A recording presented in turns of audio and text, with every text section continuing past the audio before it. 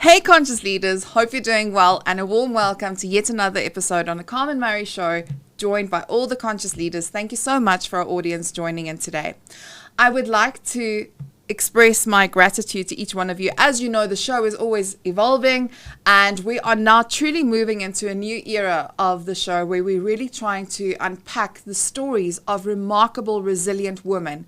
And through their stories, hopefully you can see a bit of yourself in their stories. We can learn from each other, but storytelling is also so essential to pull down the layers and to learn from each other, and also to have empathy.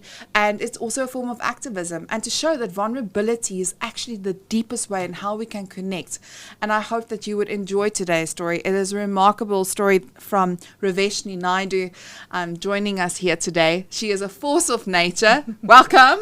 Thank you, Carmen. Thank you for having me. So before I actually introduce you, I think it's better for you to tell us, who are you? What are you all about? And tell me a little bit about what you do on a day-to-day basis. Okay, so Raveshni Naidu, as you said.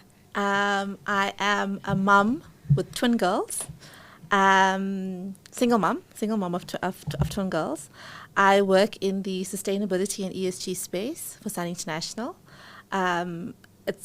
I've actually been there the longest I've ever been in my entire career, so that says a lot. I've had changes in my career over the last almost 20 years itself. Yes, and I have two dogs. For me to have the life that I have and to be able to do the things that I have a very good support structure. I have my wonderful helper that lives in with me, Charity, and her daughter as well, Gugu, that is 2 years old. So it's a house full of women, with the exception of one dog, Rocky, my dog Rocky. I wouldn't be where I am today without the love and support that I get from my family, friends, and even my colleagues at work. And to be able to do what I do. I think that's the most important thing, is to build that network and that support structure that's there to help you. I never really had that before, professionally, I would say. And I think, with the changes that I've had in my life, I've learned that I can't do everything myself. I need to be able to stop and ask for help where I need it. And that was very difficult for me to do, because I was a person, and I use the word was because that's what it is. I was a person that thought I needed to do everything myself. I had a bit too much pride in wanting to ask for help. And when I realized that, there's actually nothing wrong with that. There's actually nothing wrong with letting go of control, of being vulnerable, of being able to ask for help and assistance when you need it. It's not a bad thing. It's not showing weakness. It's actually showing that, you've identified where you need help, and there's nothing wrong with asking for help. I've had a lot of help along the way to get me to where I am now, and to be the person that can be a good role model for my children, for my nieces and my nephew, because I hear it from them. And I've realized in my working environment that there are other women that look to me, that come to me, that ask me for advice, once they've heard a little bit of what my journey has been, specifically over the last 5 years, in terms of how I've had to learn to be resilient, make difficult decisions. I've had a lot of women come up and ask me, how did you manage through this? What did you do? Etc. And for me, it's now become something of, I actually like sharing my story, like telling people, these are the things that I've been through, and what I've had to do to overcome it, and that I haven't done it on my own. I've had help along the way. So I think that's the key message I would say, is that, no matter what you're going through, no matter how hard it is, at that moment in time, it looks like you won't get past it. But when you sit back, like where I am now, like 5 years later, and I look at where I was and where I am now, I realize that all of us have a lot of strength within us. We're strong. We are resilient. We have the tools within us to overcome anything. It's just a matter of having that belief and tapping into it. I love that. I actually want to ask you a question. So being a single mom with twins is a huge responsibility. I think before we even start getting into that, I would really like to know the journey of becoming a mom. I myself, I am not a mom, and I always love to hear what that journey was, falling pregnant, and, you know, what motherhood means to you. Okay. So I think I always wanted to become a mom. So I was 18 when my eldest niece was born. She was born in 2000. And I had just started university, and every holiday I used to come up to Joburg. And I must say, my eldest brother and his wife, they trusted me to look after my niece, Charissa. And that's where I learned, you know, how to take care of kids and be responsible, etc. So when I eventually got married in 2010, it was actually very difficult for me to actually fall pregnant. And, you know, we tried IVF, first round, nothing happened. And so we gave it a bit of a break. And in 2015, we decided to try again, IVF. And I was 34 at the time. 2016, I was 34 at the time. And I said, you know what, this is going to be my one and only shot at trying to become a mother. And so I went through the whole IVF process, and it was difficult, you know, going for the checks, doing the medication, the injections. My husband at the time, he was very reluctant to inject me with the needle because he saw the needle, and I was like, okay, so I've got to be strong enough to do this myself, you know, to pinch the fat, put the needle in, and you know, it was difficult, but I did it. And the very first time that we went in, and we needed to extract eggs. So the whole process is, you know, they pump you full of the meds, and then you go in, they see how many eggs you've got. When I did that first round and I went in and I only had like 3 eggs, and the doctor said, you know what, it's not worthwhile to actually extract those 3 eggs. Wow. I felt so disappointed in myself. Can I ask you something? Why did you feel disappointed in yourself? Because it was, for me, I was getting the help to do something. But again, it's my mindset at that time. I was getting the help to do something, but my body was failing me. And in a way, I felt like I was failing myself. I was heartbroken that day. I went home, I laid on the couch, and I was like crying. Because it was like, I failed at this, where I was getting help. So what the doctor actually told me was, listen, we're not going to go through that full process where we extract the eggs and everything. Let's just see. So we canceled that round, and they were very good to me. They actually credited me for part of the procedure itself. So then I went in again. I told the doctor, listen, this is hit or miss now. I want you to give me the strongest meds. I'm going to do everything on the next level. So we did that. Went in, and I had produced 8 eggs. Wow. So I was like, okay, we're in this to win it now, right? So we went through the process and extracted. They did the whole fertilization, etc. And so we chose the 22nd of September. So the 22nd of September is my ex-husband's birthday, to actually implant the eggs in. Oh, wow. Yeah. So we went in, sat there. Now you've got to have like this full bladder to do this story. And they were taking so long. And eventually I got in, and the doctor that did it for me, Dr. Gobetz, he's at VitalLab, and I'm sitting there and I'm waiting, I'm thinking, shit, if this doctor pokes me down there, I think my bladder is going to burst, right? It's going to burst. Like, he goes in, and true to God, I wee. Because my bladder is so full. Oh my goodness. But he's done it already. He's like, they showed me the 2. So out of that process of 8 eggs, I had 3 embryos. And I immediately told the doctor, listen, we're going to put 2 in. So he put the 2 in, did it, and it was a Friday. I think it was a Friday.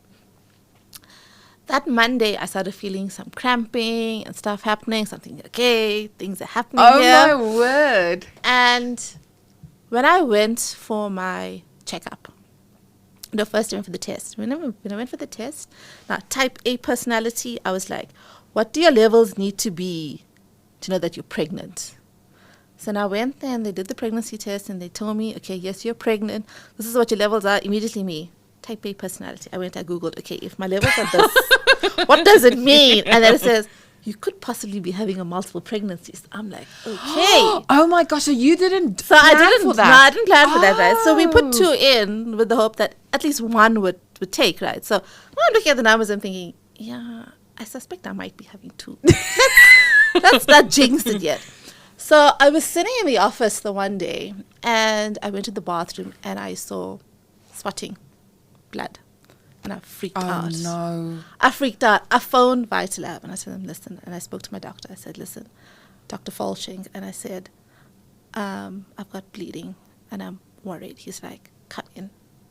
I went in, and I went myself. So my husband at the time, he was at work. I didn't phone anybody else. I just went myself. I got there. I go in. I sit down, and he's got the ultrasound machine.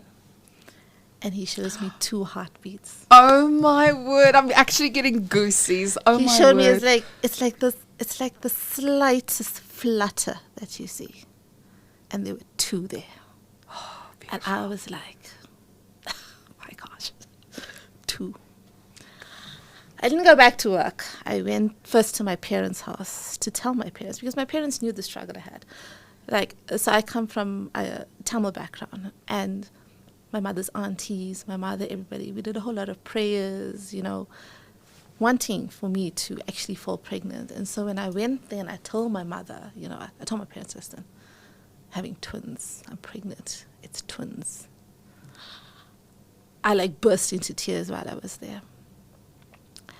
And same day, I phoned my brothers, my sister-in-laws, and I told them, you know what, this is it, twins, having twins.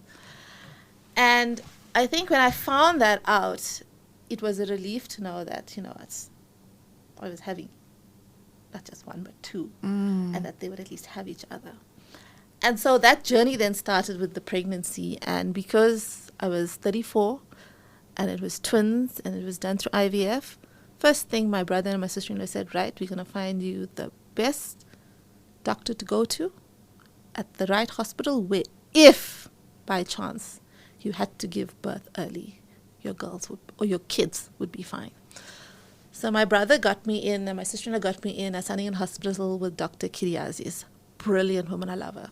Best doctor ever. And I'll tell you why. So I went and I saw her, and she got me to go to see the fetal medicine specialist, etc. And I did all those things. And I can hand on heart say I was the healthiest I was ever in my life when I was pregnant. I cut out all the sweet stuff, cool drinks, everything. I was on fruit, healthy stuff. My mother had me on a whole lot of vegetables. Like in the Indian culture, you must have herbs if you want to have hair. You need to have bindi or okra for the braid, everything. My mother pumped me full of everything. I stayed away from all processed stuff, etc.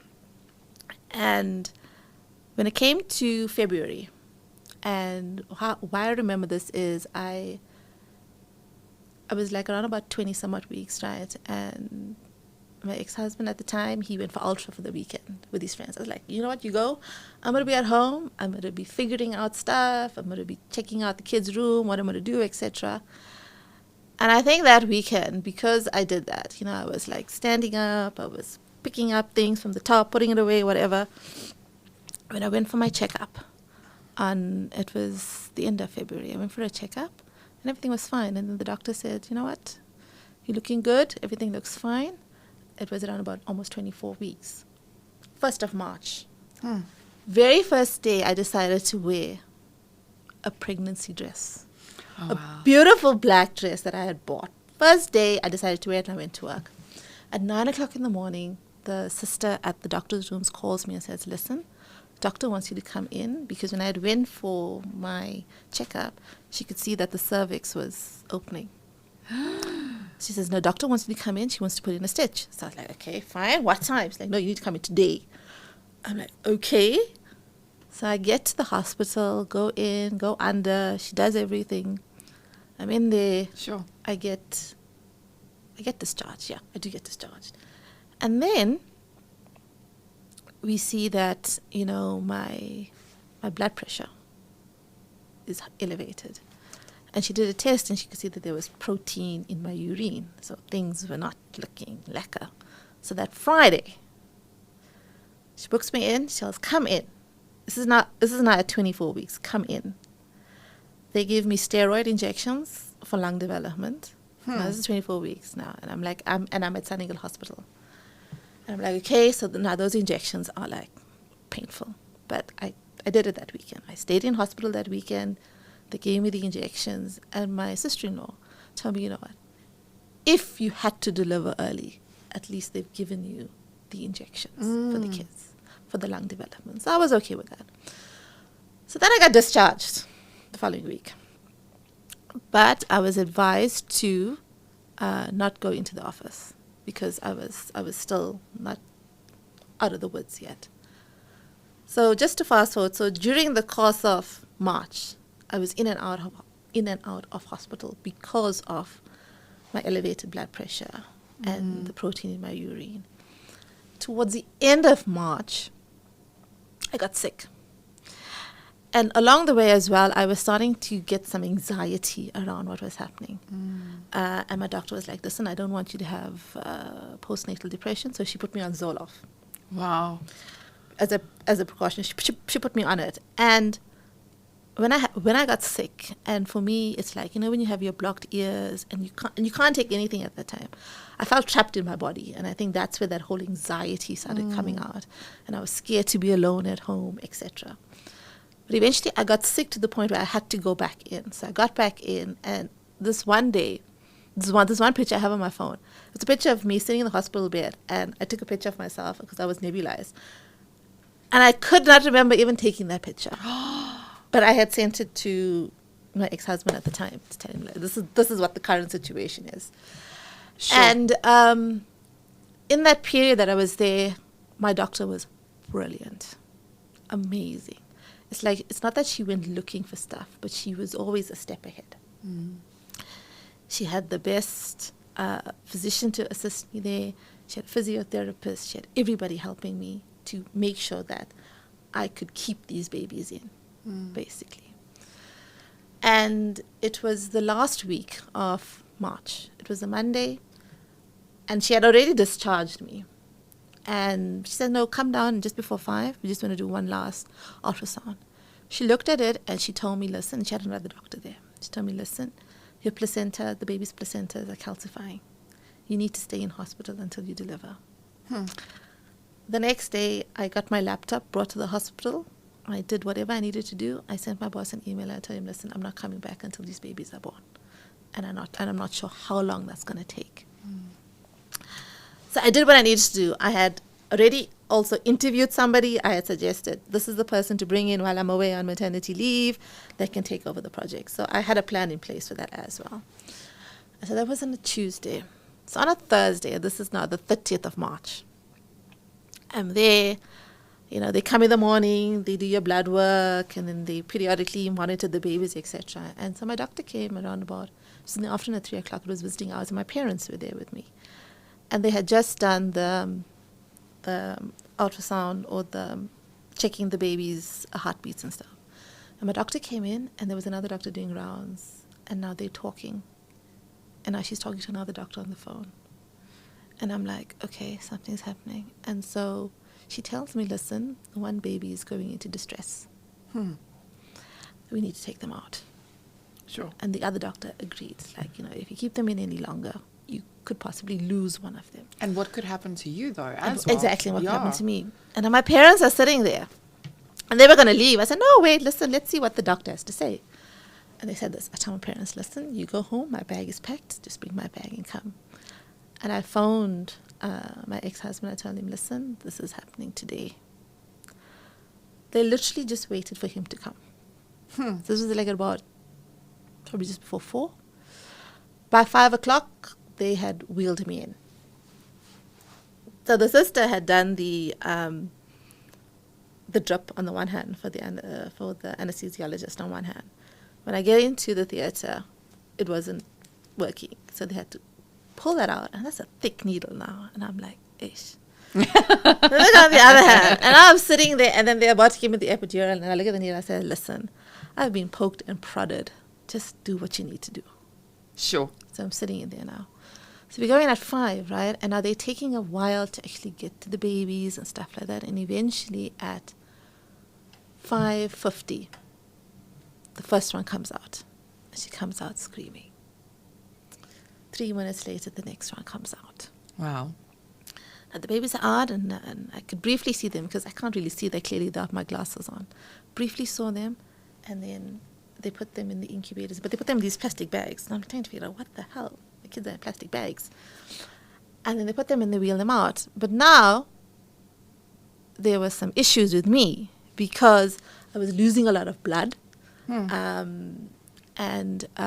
The next thing I hear the doctor, they're asking, what is the blood type? The doctor's like saying it. And strangely enough, in the theater, the lights have mirrors on top. So you can actually see what's... Oh! You can actually see what's happening, right? And my ex-husband is telling me, listen, there's a lot of blood everywhere, etc. So they closed me up, everything, and as they're wheeling me out, she said, listen, it was a good thing we took them out because the one's placenta was about to rupture. Sure. Oh, my goodness. And the other one's umbilical cord didn't attach in properly to the placenta, so it wasn't in the right spot in it. So that's why she was smaller. So when my girls were born, Suhana was born at 840 grams. Suyara was born at just over a kilo. And they were taken to the NICU. And as I'm wheeling out, my doctor, she's showing me the placenta, and then she tells me there and then, I don't ever want to see you pregnant again. Oh, wow. She says it was that Sure, difficult close. in there. Sure. That difficult in there. Thank goodness you ate well during this time, right? Exactly. Can you imagine you didn't, if your mom didn't do what she did. Exactly. And I'm like, but also, the one thing that happened when I was pregnant is that I actually lost weight rather than putting on weight. Oh, really? Yeah. That is unusual. And I had lost like 10 kilos. How? I have no idea. Maybe it's because I was healthy, but also I was already overweight when I got pregnant. I had tried to lose, but you know what? And your doctors didn't find that to be strange? She didn't tell me anything. Wow. So anyway, so So girls... that is a normal thing. It can happen. You Yeah, can be pregnant and lose yes, weight. yes, you can be pregnant and lose weight. See, we don't stereotype. Exactly. And so the kids, so the babies went out, and like my brother and my sister were sitting there, and they were like, why is it taking so long? So eventually I come out, go. And again, my doctor, she had the right sister that evening to look after me for the pain medication, etc. Now I haven't seen my babies. I mean, straight to my room.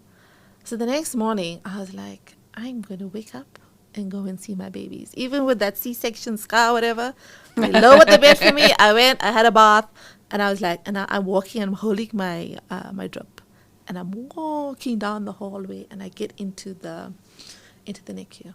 And I see. Is this your first time to see them? This is my first time to see them. Oh, wow. I go and I look at these babies, and they are tiny. When I say tiny, in the sense that, when babies are born these days, they've got like these nice round bum cheeks, they're all fleshy, etc. My babies had nothing. It was just like, like your hand like this. Yeah. And there was just like a hole there. That's where the Oh. it was that. And so the sisters were like, you need to get like these special nappies for them. Their nappies were like the size of my palm. Wow. The first Sure nappy that. they had was the size of my palm. How did you feel during this time? The first time seeing them, did you feel overwhelmed because you've seen everybody else's babies and your nieces and what they looked like, and then you have these petite, tiny little babies?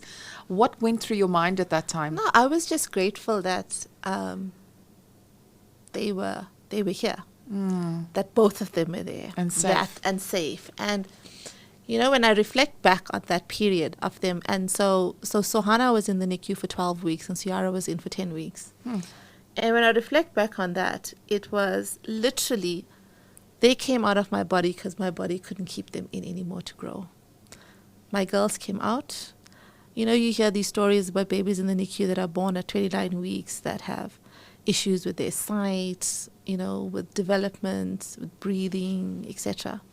My girls didn't have any of that. Sure. They literally came out because my body couldn't grow them. And in that NICU for that period, and I will forever be grateful to the doctors and the sisters there, all my girls had to do was just grow. And that's what they did. They just grew. And it was difficult. I mean, that first 6 weeks, like the first 2 weeks, my dad and my mom would take me and drive me to the hospital to see them, etc. And eventually I was like, you know what, I'm going to have to learn to do this myself. So before 6 weeks, I started driving to go to the hospital to see my girls. So they were born on the 30th of March, right? And my birthday is on the 8th of April, so a week later. And so when I went to the hospital, and I hadn't carried them at all. Now, between the time they were born till that 8th, I didn't carry them. I told the sisters, listen, it's my birthday today. I'd like to carry at least one of my girls. Oh, wow. So they gave me Suyara to carry because she was the bigger of the two. And literally she like fitted in like just about here on me. And that was the first time I held my child. Oh, man. One at least. First time I held one. I had to wait a little bit longer to hold Suhana. And also when I look back and I think of my pregnancy, it's like, you know, when you tell people you're having twins, they assume you're going to have like this huge tummy. I just looked like I just put on like a little bit of weight. Wow. Well. So I didn't have, so you know when women have that wonderful, beautiful pregnancy where they're glowing and they've got that big belly and they take those lovely, beautiful pictures, you know. Oh, with the... Yeah, you know, they take the pictures. And then also after your babies are born, you're able to take those beautiful pictures with them. I couldn't do any of that. And do you regret that you couldn't do that? Or do you feel when you look at the way that you were pregnant, did you compare yourself to what pregnant women should look like? Was that what was going through your head? I don't think so. I think for me, it was the case of just the fact that I had struggled for so long. Yeah. The fact that I even managed to get pregnant. I know. You see the gratitude. To have the children was it for me. And, you know, funny enough, when people knew that I was struggling to get pregnant, they also felt very reluctant to share, you know, if they had good news. Yeah. In case that, you know, I would, you know, be upset or whatever. And strangely enough, when I was pregnant, I really didn't share the news with a lot of people. It was immediate family, it was my work colleagues, and a sprinkling of friends that knew I was pregnant. Because it was so hard to actually fall pregnant. It's something I kept very close, and my family kept it very close that, you know, she's actually having twins. And it was only after the twins had come home and stuff like that did I even post anything to say that, listen, I have twins. And people were surprised, like, really? We didn't even know you were pregnant. I was like, yeah, because I kept it close to my heart in terms of going through that process. But, you know, when the girls came home, it was an adjustment. And, you know, they were on this routine in hospital. And I was like, right, you're coming home? We're sticking to that routine. And my mother came and stayed with me.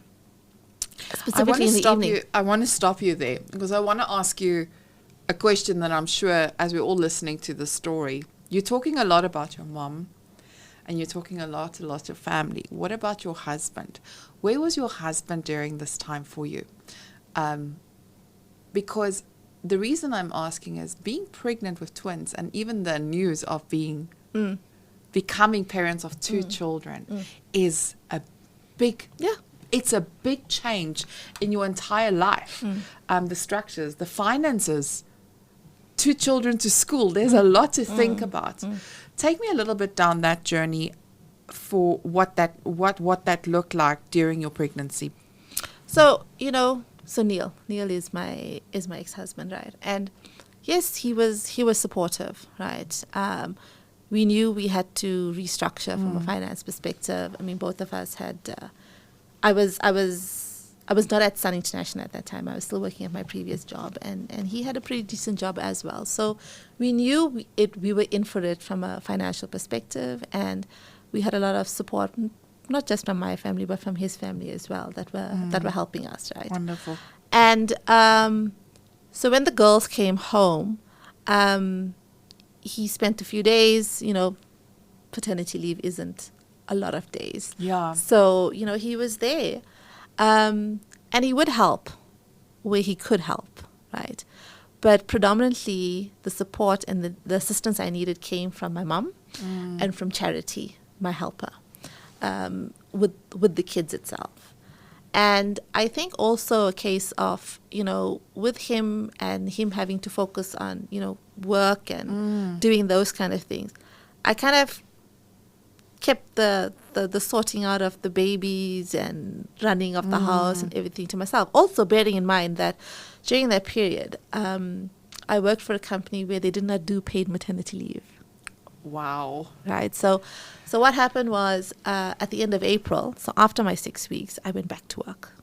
After 6 weeks, Yeah. after the traumatic experience. So after 6 weeks, I Wow. went back to work, and I worked for a month before the girls came home because I needed to, like you said, from a financial perspective. And I took the 4 months maternity leave, and so during that 4 months, it was tough.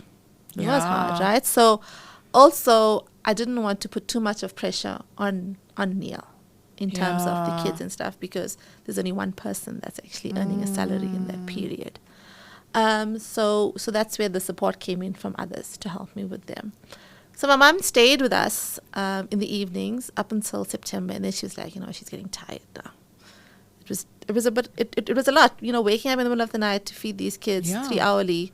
And 2 of them. And 2 of them. Ugh, that was a nightmare. At times it was a nightmare. But I'm always grateful for what the sisters at the hospital did in terms of getting these children into a routine. And we just maintained that when they came home. And so when I went back to work in August, September, around about September, I went back to work. September, October. And because I wasn't on paid maternity leave, I owed my previous company nothing. And that's then when I started looking for a new job. And this opportunity at Sun International came up. And I applied for it. And the person heading up the department then, I knew her because she gave me my first job. When I Wasn't there a history with this this lady? Yes. Please tell us more about it. So I met her. So she gave me my first job when I started off in consulting. So I started off in consulting, and I worked in consulting for 10 years. And so I worked with her twice in consulting at 2 different companies. And then when I saw this opportunity at Sun International, I was like, okay, I'll apply for it. And afterwards, I'll phone her and I'll tell her I've applied for the job, which is what I did. And so I went for the interview. Everything went well. And one of the questions the HR lady asked me was, where do you see yourself in 5 years? I was like, well, I see myself doing her job, being in her position. That's what my aim is, in 5 years. And so, not a lot of people will want to say that, but that's where I saw myself going. And so everything went well. I got the job, and I started in December. Now, I've got twins that are 8-9 months old, right? Starting a new job in December. It's a lot. It's a lot. And, when my mom stopped staying with us to help me with the girls, then Neil had to help me. But by that time, we had gotten to a point where the girls were kind of sleeping through the night. It was just 1 bottle in the evening, so it was okay. And so when I started at Sun, it was a good experience. It was completely different from what I was doing, because I had worked as a consultant for 10 years in environmental consulting, working across different sectors. And during that period as well, there was a time where I was not working for around about 9 months, where the last consulting company I worked for, I left there. I wasn't working for 9 months until I got a job at a construction company, an international construction company, and I was there with them. And so joining Sun was a new challenge in itself. It was a whole new ballgame. It was learning how to do different things. I got thrown into the world of integrated reporting, sustainability reporting. I mean, that is quite an intense career, because it's still it's not new, but it is the way that we want to take it is new and a very challenging career. Yeah. So, So I joined in December, and in February, I needed to travel for the first time. And the babies are 11 months, and I had to leave them. Oh, wow. So I left them with my mom. the first time I left them, I cried. As soon as I left them, I cried because, I was going to be away for a week, 2 weeks. Each week I was out for a few days. It was hard. And we also had a tragedy at that time, in the sense that my ex-husband's sister passed away in January 2018, and it was a difficult time. And the twins and her share a birthday. And so prior to that, I was busy planning a first birthday party for the twins, because it was a big thing, firstly to have them, and then to plan a party for them. And when his sister passed away, it was a tough time. We had to pull back and everything. And for their first birthday party, we actually had it at my parents' house, very small. His uncle and cousins, they came through, because it was a difficult day. I mean, his sister had just passed in January, and the twins and her share the same birthday. So we did something very low-key. But 2018 was a very difficult year all around, because started a new job, right? He went into a depression because his sister passed away.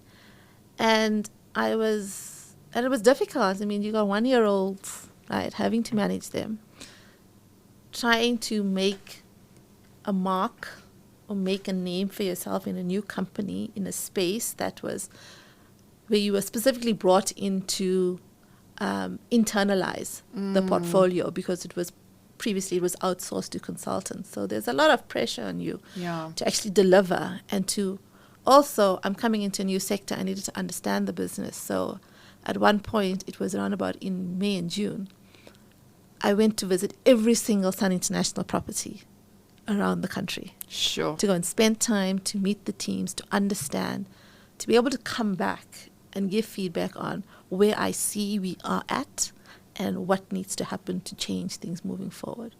So it was a very difficult time. And as much as it was challenging, I was also going through, mentally, I wasn't the right space, emotionally. I mean, I can tell you in August 2018, I was looking at where I was in my life, and I was like, my babies are small, I'm not happy, my husband that's supposed to be supporting me and helping me is dealing with his own demons, his own, challenges, etc. And I'll be honest, I mean, I didn't really have a very good relationship with my in-laws. I didn't. And now I'm sitting there and thinking, you know what? Can I actually do this on my own? Sure. And I realized I couldn't. I actually told myself, I will put up with this life that I'm currently living until my girls are 18. Sure. That is what I had told myself in 2018. That is deep. I told myself, listen, I will put up with whatever I need to put up with, because I wasn't in the right frame of mind to actually do it alone. I wasn't. And then that was 2018. So 2019 was kind of a turning point for me. It would have been 20 years out of high school. We were going to have a 20-year high school reunion, and I wanted to go for it. And I was like, I looked at myself, I was like, this is not the person I would like, my classmates to see. So the beginning of 2019 is when I started this transformation journey for myself, if I can say it that way. My colleague at work, a very good friend of mine, Sheena, and I, we decided, right, we're going to get healthy and we're going to get fit. So we started eating better, we started exercising, and I lost weight. And I started feeling good about myself. And also, Neil and I started doing couples counseling. So we were actively making an effort to try and repair our relationship, how we communicated with each other. What were some of the issues that were holding us back from actually having a good relationship? There were a few months where, things went really, really well. We could see that we were getting back on track. And then also in 2019, I realized, listen, the girls are going to be going to school soon. We're going to have to be able to pay for school fees and stuff. And so I'm the type of person, if I make a decision, that's it. We followed through. So I decided, listen. You're all or nothing over there. Yes, it's all or nothing. So I had a really nice car, and I said, you know what? There's no point in me paying so much for a car like that. We've got 2 nice cars. Both of us don't need to have it. So I gave him my car. I got a smaller car, and I was like, right. Then COVID comes in 2020. Oh my. There comes the tree shaker. Yeah, COVID comes in 2020, right? And so hospitality was hard hit. And in April, we went down to 40% salaries, right? Oh my gosh, another thing. Hit number 1. Oh my word. Hit number 2 is Neil got retrenched from his job. So he was out of work. And now you have a family confined because of COVID. And so I let my helper go home because, she needed to be with her husband. So it was just Neil and I handling these kids. And now, he's in this situation where he doesn't have a job. I'm in the situation where I'm only getting 40% of my salary. How do we make these things work? So we tried. And then, so the creative side of me is I love baking. I love baking. And I taught myself how to bake. And so I had done a couple of cakes for like family and friends, etc. And my sister-in-law's cousin, I actually did a pepper pig cake for a daughter. Pepper pig cake. I think it was a pepper pig cake for a daughter. And she said, Roshni, why don't you do this as a business? Why don't you bake and sell and stuff like that? And, I sat there, thought about it, and I was like, what, she's right. So I think it was in June, I decided to do it. So wow. I set up a logo for myself. I got a name. I set up an Instagram page, a Facebook page for this baking thing for me. I was like, I had to also make money somehow, right? So I set up a little baking business called Wistful Creations, and yeah, I started doing birthday cakes. I've done wedding cakes, like 4-tier wedding cakes. Jeez, like Ravishni. Yeah, like there's so many hidden aspects to you. Oh my goodness. So I started learning how to do other things, right? And it took off during that period. And I think it was a creative outlet that I needed for myself because I wasn't doing my technical work. I felt my mind wasn't being engaged, so I needed to do something to keep myself busy, right? So I started that little home kind of baking business kind of thing. And the second turning point and the major turning point in my life happened on the 1st of July, 2020. I was at home, I was doing some work. Neil comes in and tells me, I need to go help my cousin, he's moving. I looked at him and said, are you sure you're looking a bit tired? Are you sure you're okay to go and help him? He's like, yeah. I was like, something is telling me you should just stay at home. Don't go anywhere. Because I can see you're not feeling good. But he went either way. I think it was just after 12. I get a phone call. He tells me, listen, I've been in a car accident. Oh, wow. I'm like, what happened? He's like, I can't remember. I was like, okay, where are you? I'm coming now.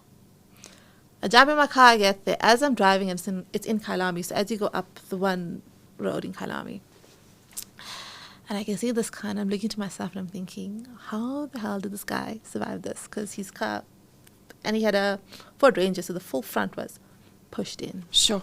I get there, I look at him, ask him, what happened? He's like, I don't know. I blacked out. I was like, and I'm seeing these other people here now, and I'm like, they're probably thinking he is either high or he's intoxicated or whatever. Meanwhile, this man is just actually tired. So his one friend was there. I told him, listen, you take him to the car. I sorted out the situation. I took him. We went home. But it was also it was a turning point for both of us because it's like a near-death experience. Yeah. It was, and something had to happen. Something had to give, and so with his with the support of his family as well, he went into a Kiso clinic in Randburg. Right. So he had to see a psychologist, psychiatrist, etc. And part of the therapy there is I had to go and see his psychologist. So I went and I saw her, and I'm sitting, I'm chatting. She looks at me and she asked me, how is it that you are not seeing somebody? I was like, why? It's like, you've got so much that you're dealing with. How is it that you are coping? I was like, I don't know. I'm just coping. He says, well, I think you should speak to somebody. So I'm like, okay. And so she introduced me to my psychologist, who I still see today, Leontine. And Leontine helped me find myself again. Which is so important. Yeah. And I just want to reflect on this for a moment. You know, what you're typically explaining here is the prima materia. It is going through the deepest, darkest parts of your life. And now you're in this undefined era. It's like every foundation, you've got these two beautiful daughters. Exactly. A miracle that happened in itself, something to be so grateful for. But around it, the structures are just falling apart and collapsing. And you also in a place where you need to fortify yourself in order to be strong for everything and everyone around you. So kudos to you for actually putting your hand up and saying, I need help. I need somebody. I need to put my trust in somebody else's hands, you know? Yeah, and I mean, like, up until that point, I mean, we had issues in our marriage, and I thought, listen, I'm not the one with the problem. He's the one with the problem. And I realized, you know, when I went to see Leontine that, you know, I have flaws. There are things that I do that probably people don't like. I realized that, you know, the way I grew up, what my role model for a relationship looked like, influenced my choice in a partner, the type of partner, the type of life I was living. And there were some very difficult conversations I had to have with my parents. There were very difficult conversations I had to have with the psychologist in terms of, you know, why is it that I am the way I am? What has influenced me being at this point in my 30s with the type of partner I have, dealing with the issues that I'm dealing with? And it was hard. It's hard when you've got to, you know, really do introspection and look at yourself and call yourself out on your negative elements or what your flaws are. And during that period, it was from August to December, I saw sides of myself that I didn't like. You know, like, you know, they say sometimes you got to go hit like rock bottom. You got to go to that deep, dark place, the dark nights of the soul, where you see the ugliest version of yourself. Yes. The side that you're like, yo, could I actually go to those depths?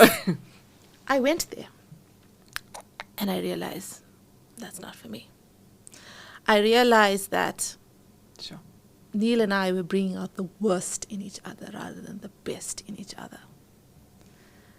And it wasn't, and we weren't happy. We weren't going to be the best parents for these two beautiful children that we decided to bring into the world. I want to applaud you, though.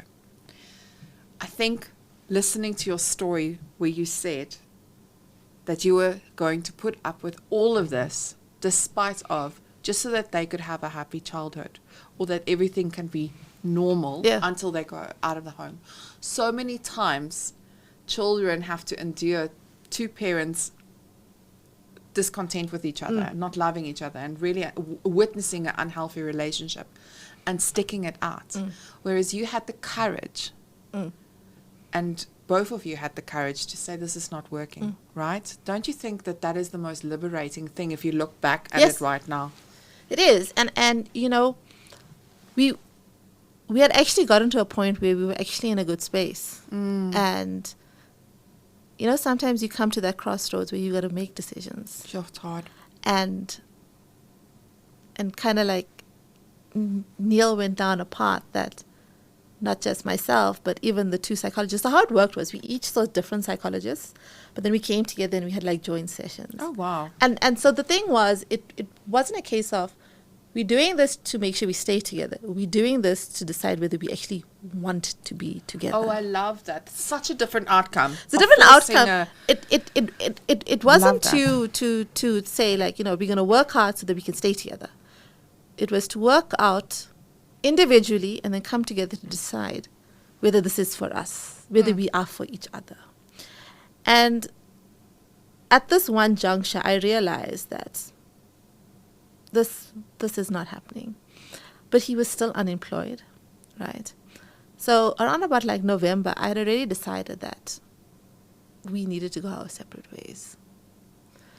But I wasn't going to be the woman that was going to ask for a divorce while he was unemployed, and it would have been difficult for him to, move out, etc. I wasn't going to be like that. That's still the father of my children. As much as we might have our differences, I couldn't do that. So I kept that at the back of my mind, saying, you know what, I'm willing to stick it out another 6 months until he gets onto his feet, etc. And as life would be, in January of 2021, we were talking the one day, and then the next day he says, you know what, maybe we should just go our separate ways. He raised it. And I'm like, okay, but you're not working. How are you going to manage, etc.? And so I spoke to my mother about this, and she spoke to my eldest brother. So my eldest brother, 2021, he was relocating to Toronto. And so this happened on a Friday, and then on a Sunday, we had a Teams call, like a Zoom call. His parents, my parents, Neil and I. Quite a big... This is not a culture experience. This is a culture experience. This is a culture experience. Where like the family gets involved. It's an intervention. Yes. Oh, my word. So it was my eldest brother, Neil's parents, my parents, and the two of us. We were sitting together.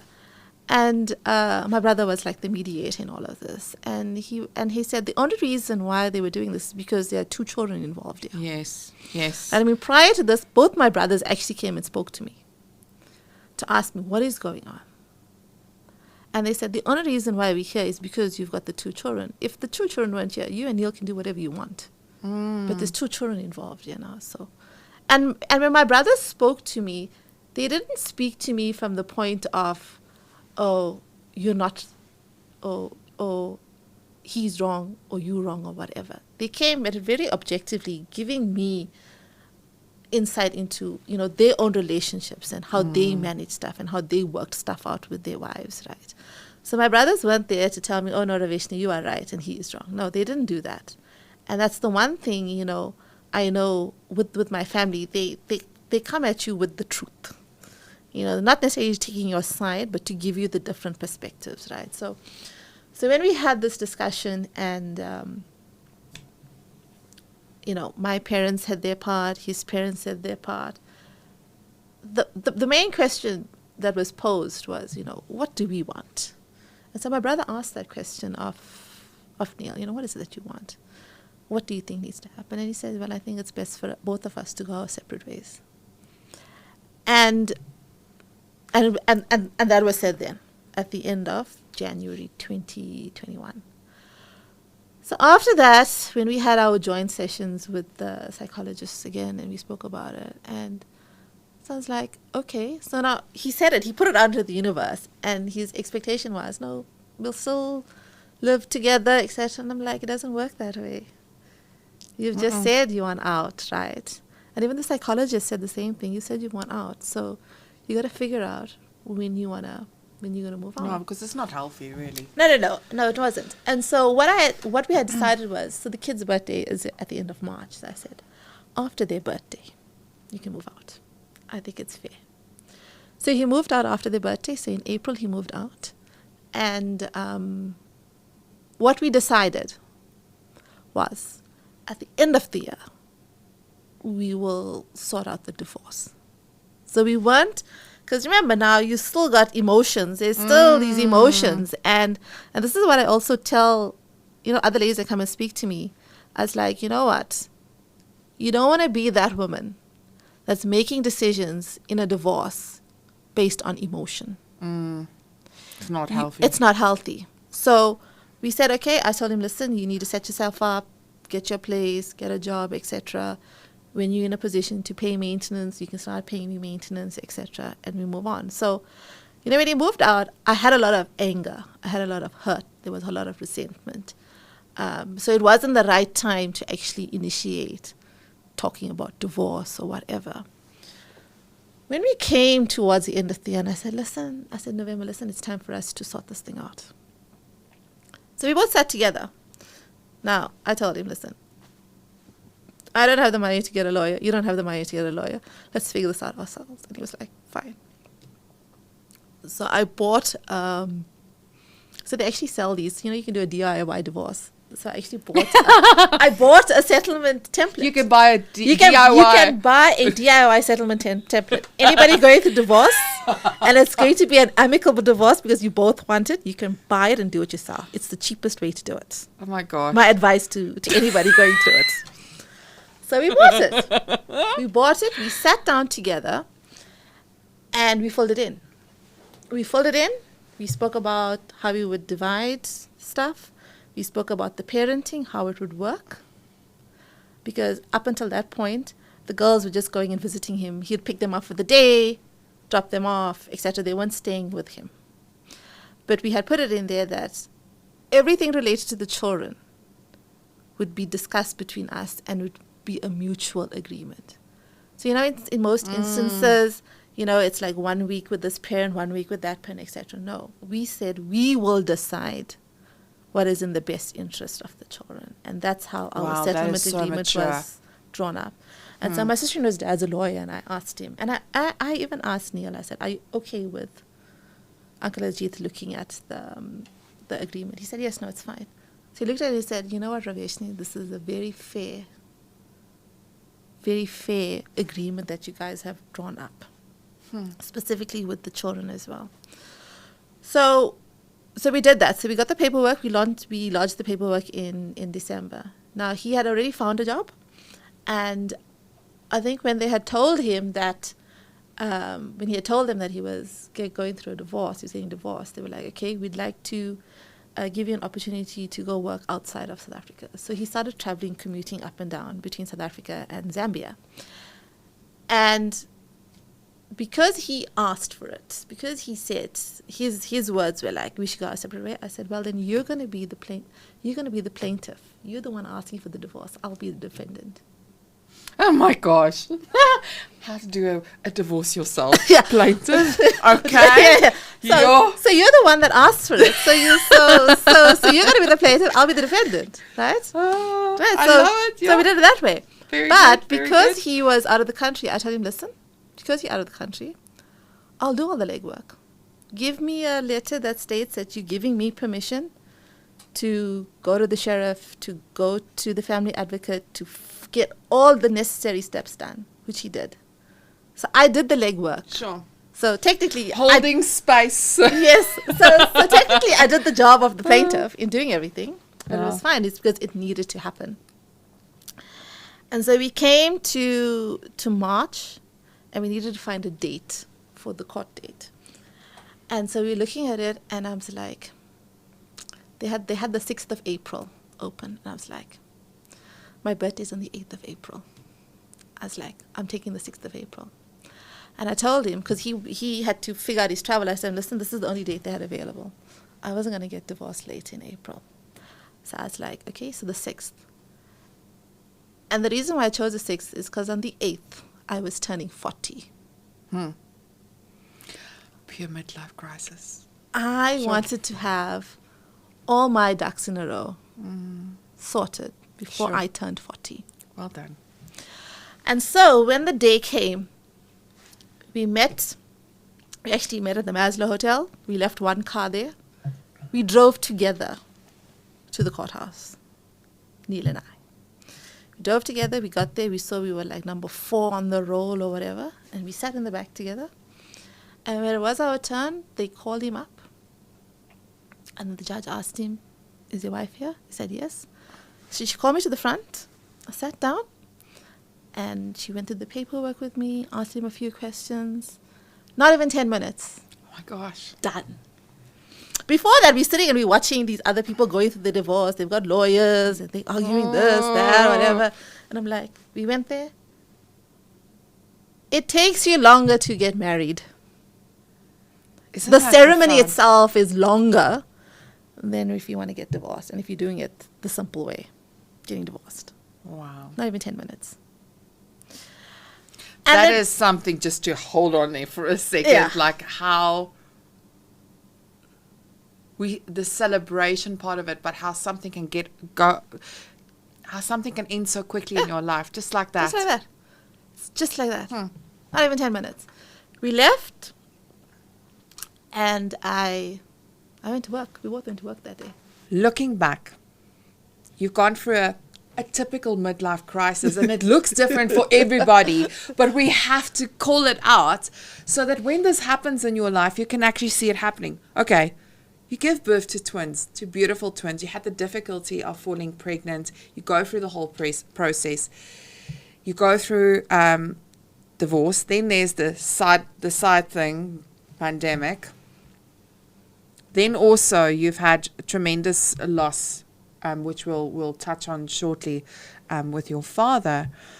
But also there's the career element and all of it that happened around you. And you had to find yourself, your values. You had to completely go to that deep, dark pit.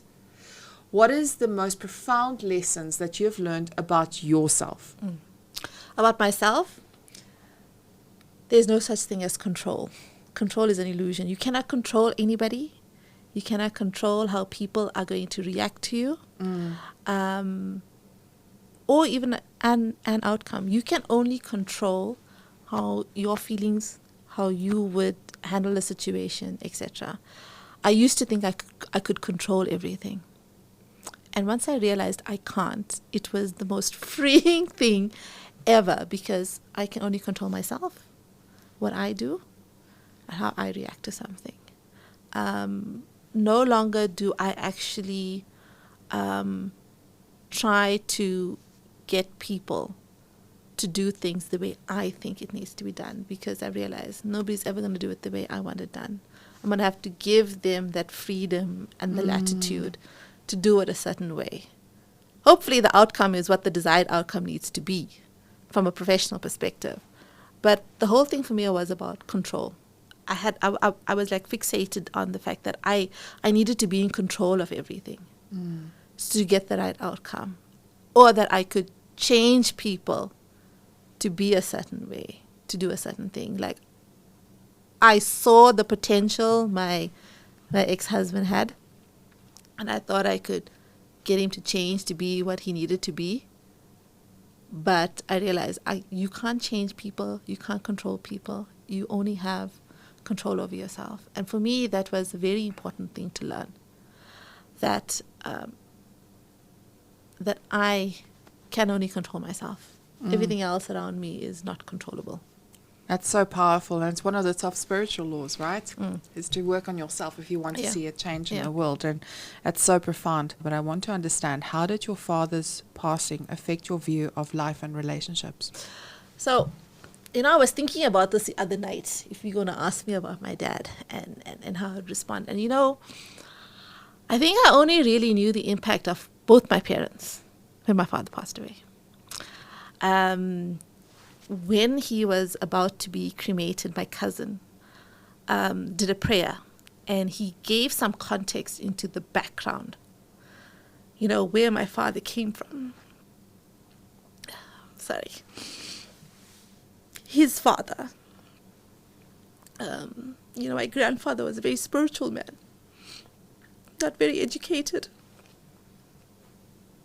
But my father understood the power of education. He was the youngest and the first to actually, get qualified, etc. And then you have my mother, who was the eldest in her family. And when my parents got married,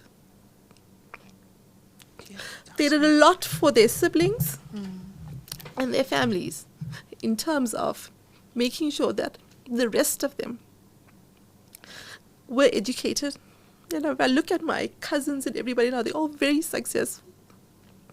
But when my mother told me that, I realized the profound effect my parents had on a lot of people. And I looked at my father very differently. My father had his flaws, right? But he was a very brilliant man. Brilliant. And to a certain extent, that brilliance from both him and my mother has transcended into my brothers, the grandchildren, etc. And that's his legacy. And the strength that I get, Like at my dad's funeral, I spoke on behalf of my niece. And I did not cry. I was very strong. It's because of the strength I got from my dad. My father as well. He never really scolded me, shouted at me. My mother was a disciplinarian, not my dad. Oh my goodness. My father was the one that allowed me to make my mistakes and learn from it. And I think when I went through my divorce, when I was going through that process,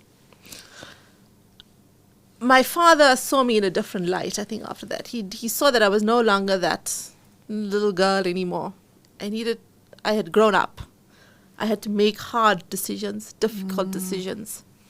And he never said anything. Like the one day I sat there, I spoke to him and my mother. And I shared some stuff from the session I had with the psychologist and my father. My father never said a word. He just listened to what I said. Because of, how we grew up, things that happened in childhood, etc. And he didn't say a thing. But after that, I saw the shift in how my father interacted with me. Sure. And, and it's from that I realized, you can have a whole lot of flaws, but you can still have the best of intentions for everybody. And hearing that story that my cousin said about my grandfather and then my father, and then hearing from my mother, this is what they did. And then when I look at my life and I look at what my father has done, my father might not have had everything that you would think you would want in life, but he gave my brothers and I the very best that he could from an education perspective. He gave us the foundation we needed to be where we are now. He worked really hard, and my father was always about helping others. So my father used to be a maths teacher, so he used to tutor. And we tell him, yeah, Dad, but you need to be charging this amount. This is what all the other tutors are charging. And he's like, no, he's not going to charge that. He's going to charge this amount. It was more about helping and guiding more than making the money, most people would look at. And I think to a certain extent, I'm starting to take that from my father in how I interact with some of the ladies at work, the younger people at work that I see, the interns and stuff. When I look at them and I was like, guys, you need to start looking at how are you positioning yourself? How are you presenting yourself? How can I help you? My father did a lot of that. And that's his legacy. My brothers, his grandchildren, we are his legacy,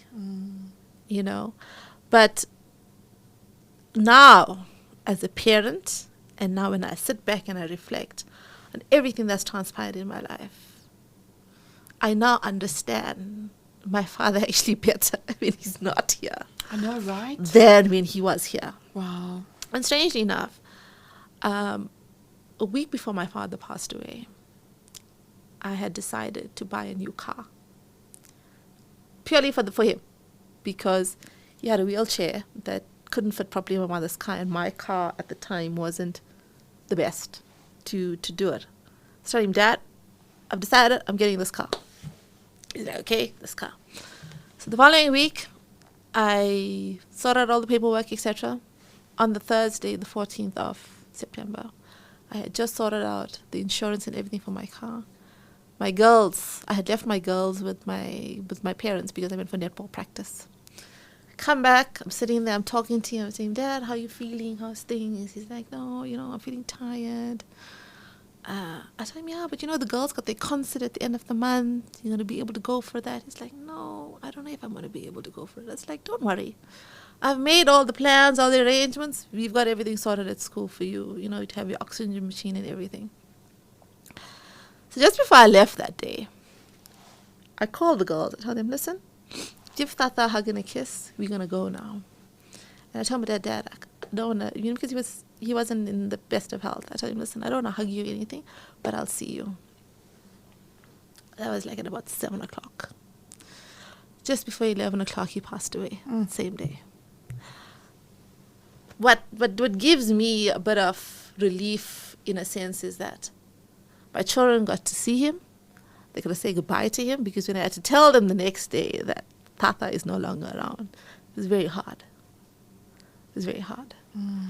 And one of the things when I sat there, before they could take him away, I was thinking to myself, is my father actually proud of me? And my mother came and told me, yes, your father was very proud of you in terms of what you've done, how you've managed to pull yourself back up from where you were to where you are now. He was very proud of you. And for me, you know, my brothers are very successful in what they do. I always thought that I wasn't there with them. But I realized that all of us are on our own different journey. And success is what you view success as being. And it's not about comparing yourself with anybody else. I'll get you some tissues. Yeah. I want to get you some. I realized that, you know, success is what we view it as being. It's not about comparing yourself to anybody else and what they have. It's how have you shifted the needle for yourself from where you were to where you are now.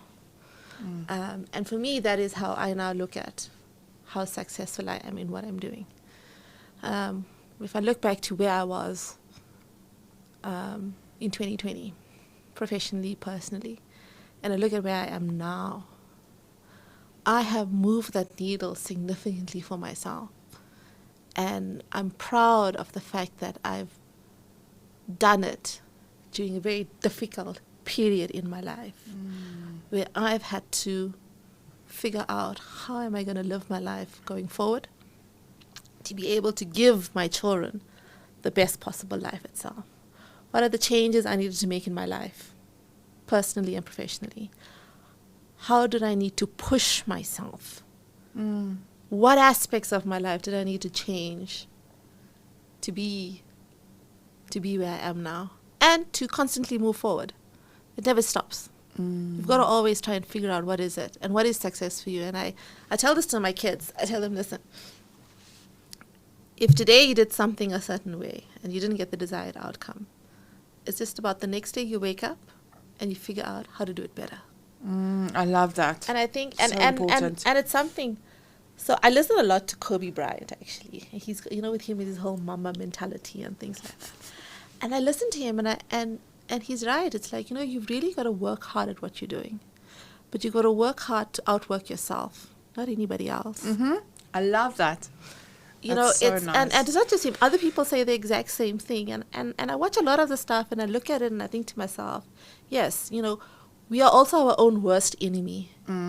In the sense that we are very critical of ourselves in terms of, you know, if we put something out, is that the best that we can put out? Or is that just an okay version? And sometimes we've also got to realize certain people want the best and other people just want just good enough. Yeah. And who needs the just good enough and who needs the exceptional? And then you work your way in both those areas. And so it's a question I ask when I interview people as well for positions. That's like, I give them the scenarios. Would you rather be on time but with a subpar product, or would you rather ask for an extension to give something exceptional? And I say, for me the answer is you've got to see who you're giving it to. What are their expectations? Are they expecting the best? Or is there just a certain thing that they're looking for? All you got to do is hone in on that certain thing and give it to them. Yeah. So I've also had to learn that from a professional perspective is that people have different levels of expectation and understanding in terms of what you need to give them. We think we need to give one thing. They're expecting something else. The thing that we need to give is what takes us the long time that we want to be truly exceptional in what it is. And sometimes we've got to accept the fact that it's okay to be not there, but here. Yeah, and I think this is the challenges that we continuously can be such perfectionists as well. And perfectionism is also a form of control. You know? You've really gone through a lot.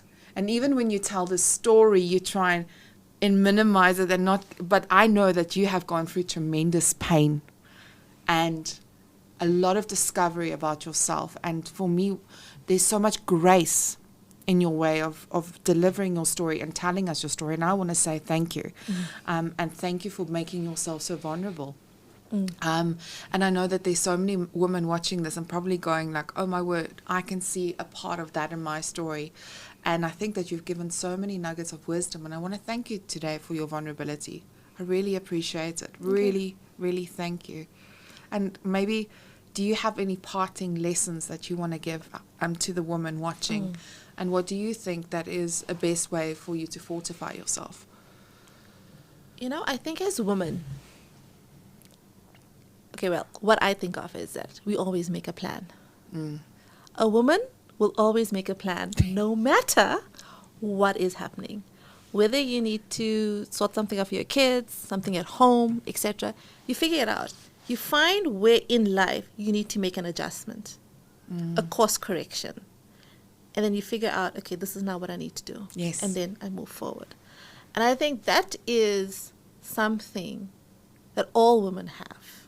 You just got to find it within yourself. You know, on how do you get yourself where you need to go.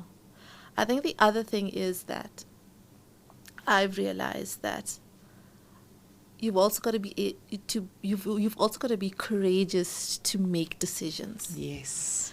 And to follow through on it and to back yourself. You got to learn to back yourself. You know, I've learned now how to do that, how to back myself. You know, I sit in some difficult situations professionally and personally, and then I've got to sit there and think to myself, listen, it's a hard decision to make. Not a lot of people are going to like me, but I've got to have a thick enough skin to deal with the outcomes of it. Yeah. And I think, and like professionally, I've had to make a lot of decisions. I've done a lot of things where I'm probably not the most liked person, but I've realized, you know what? You want to make a difference, you want to make a change, everybody's not going to like you. That's so true. They're not going to like you. They're not going to like the approach you take or how you interact. But you've got to know that what you're doing, there's a reason and a purpose behind it. And there's a desired outcome. And they might only see that desired outcome later on and realize, okay, this is why she did what she did. To get to that desired outcome. And you know, I used to be a people pleaser.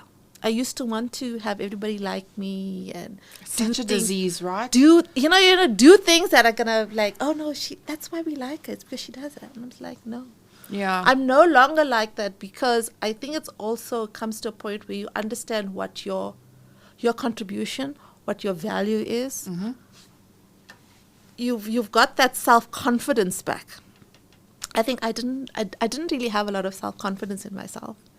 And I've developed that over the last few years. And like people look at me and they're like, oh, but you're so confident in this and that. I was like, no, it's something you build up over time. When you realize what it is that you want to be doing, what change you want to be affecting, how you want to actually live your life. And for me, you know, my life is now, my children look at me. They look at how I live my life. They look at what I'm doing. They look at me. They say, oh no, mommy eats well. Mommy goes to gym. Mommy does this. Mommy does that. And it's getting them to start thinking of, you know, what they need to be doing. Like even like the creative side of things. You know, like I'm a very technical person. My work needs me to be technical, but you also need to be creative. And you need to find those creative outlets for yourself. And a colleague of mine at work the other day asked me, you know, how is it that you have time to do so many different things? And I said, you know what? There is the mundane, day-to-day things that you have to do. And you got to find those things that sparks joy in your life, that gives you joy. And for me, it's participating in the social events at work. It's doing stuff from a social development perspective at work, participating in those events, career days, engaging with the youth, etc. Those things give me joy. Yeah. And I make time for the stuff that gives me joy, because they're like, but you've got so many different things. How do you make it work? I was like, I make time for the things that give me joy, because there's the other stuff that has to happen that does not give me joy. Yeah. And it's finding that Profound. balance. So you've got to find the thing that sparks joy to give you that balance in your life and that you know is meaningful and is Beautiful. making a change and a difference. I love that. Thank you so much for your wisdom. Thank you. And to all our audiences out there, we want to say thank you for your time, and please share this with your network. And thank you so much for joining us today. Bye-bye now. Bye. Bye.